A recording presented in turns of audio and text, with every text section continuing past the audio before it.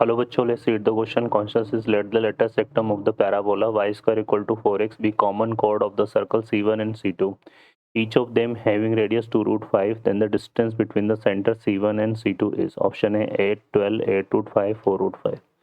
Solve करते हैं question को. इस क्वेश्चन के लिए जो की कॉन्सेप्ट है वो देख लेते हैं यहाँ पर हम.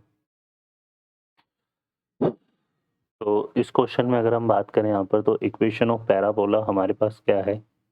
इक्वेशन ऑफ पैराबोला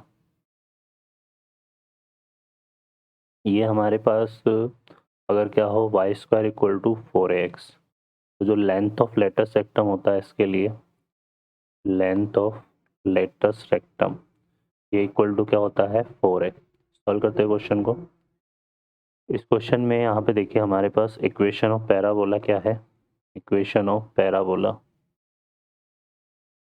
ये हमारे पास है Y square equal to 4x है और इसमें लेटस रेक्टम की लेंथ की बात हो रही है तो यहाँ पर जो है हमारे पास क्या जाएगा लेंथ ऑफ लेटस रेक्टम इसका कितना हो जाएगा 4 हो जाएगा है ना, क्योंकि 4 इक्वल टू 4 है. तो ये हमें गिवन है. अब इसमें देखिए यहाँ पे दो सर्कल है, तरह से एक दूसरे को क्या कर रहे हैं इंटरसेक्ट कर रहे हैं. ठीक है, ये दो सर्कल हमने ले लिए है ना, और ये हमने इनके सेंटर के बीच में डिस्टेंस ले ली C1 और C2.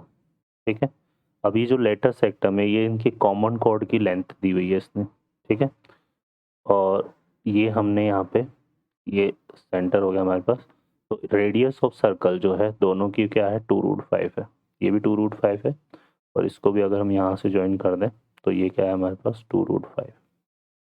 ठीक है, और ये डिस्टेंस 4 है. तो हमें पता है कि सेंटर से किसी भी कोड पर जब परपेंडिकुलर ड्रॉ करते हैं है ना, क्योंकि ये इसको क्या करेगी बाइसेक्ट करती है कोड को, तो ये कितना हो जाएगा 4 है ना ये, तो ये हमारे पास कितना आ जाएगा 2.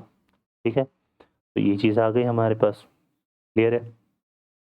तो अब हम यहाँ से देखेंगे तो ये जो सर्कल है हमारे पास ये क्या हो जाएगा.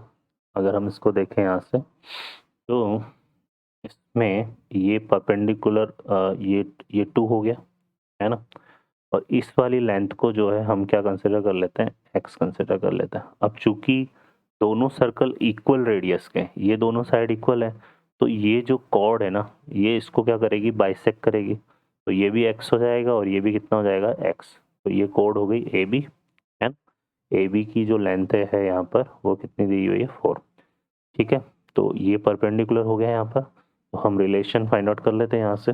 तो देखो ये कितना आएगा हमारे पास, ये आ जाएगा हमारे पास 2 इंटू ये परपेंडिकुलर, ये तो हो गया हाइपोटेनस, तो यहाँ से आएगा एक्स स्क्वायर प्लस 2 का स्क्वायर कितना हो गया 4 इक्वल टू 2 रूट 5 का स्क्वायर. 2 रूट 5 का स्क्वायर हो गया 4 5 जा 20 है ना. तो ये रिलेशन आ जाएगा यहाँ पे किसमें इन ट्राइंगल हमने ले लिया AC1 और यहाँ पर ये M ले लेते हैं, तो AC1 M में हमने ऐसा ले लिया. ठीक है, तो एक्स स्क्वायर इक्वल टू कितना आ गया 16, तो implies that x equal to आ जाएगा हमारे पास 4 है ना.